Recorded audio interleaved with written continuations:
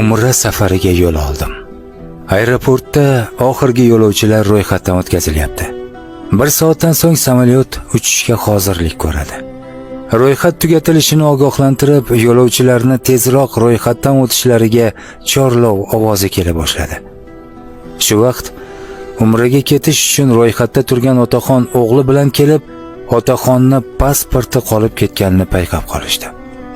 Shunda xodimlarga uylari uzoqligini, borib kelishga 2 soatcha vaqt ketishini tushuntirmoqchi bo'ldilar. Xodimlar esa hech narsa qila olishmasligini, ro'yxatdan o'tish ham tugayotganini, 1 soatda samolyot uchishini ulgura olmasligini aytishdi.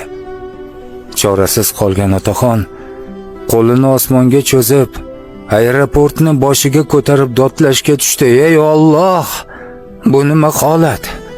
Meni esimdan chiqibdi. Seni esingdan chiqmas-ku.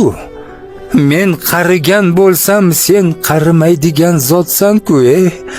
Men unutuvchi bo'lsam, sen unutuvchi zot emassan-ku. Meni xayolimdan chiqqan bo'lsa, nega sen eslatmading deb qayta takrorlab baqirib yig'lardi. Bu nolasidan hamma hayron va ensasi qotardi. Men oldiga borib, otaxon, bu qanday nola qilish? O'zingizni bosing. Robbingiz bilan ham shunday muomala qilasizmi?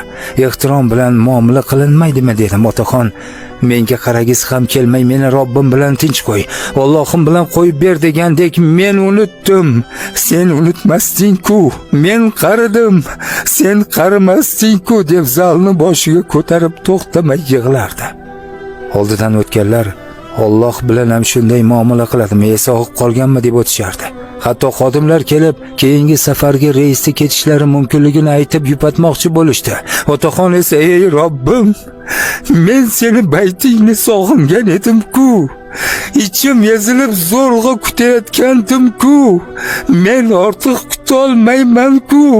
Ichim qanchalik baytingga oshiqayotganini bilarding-ku.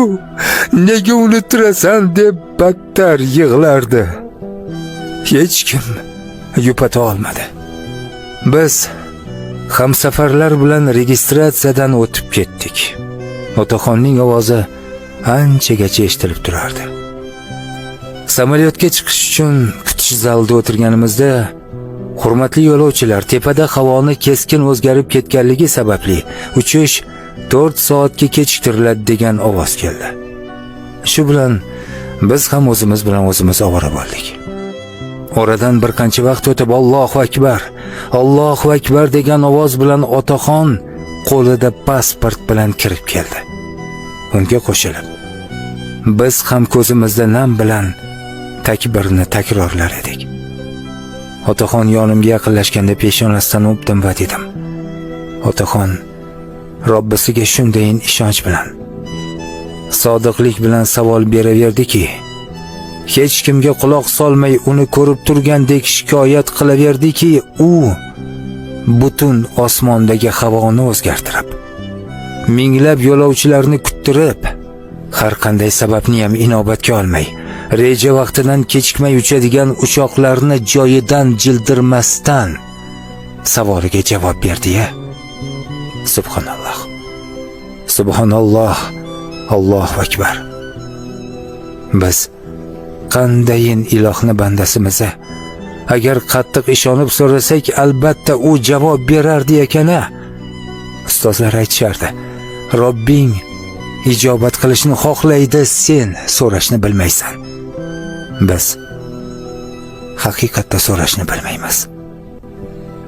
Azizlarim, bu ulug' kunda biz ham voqeadagi otaxon kabi ishonib Robbimizdan so'raylikki, avvalo iymonimizni salomat qilsin.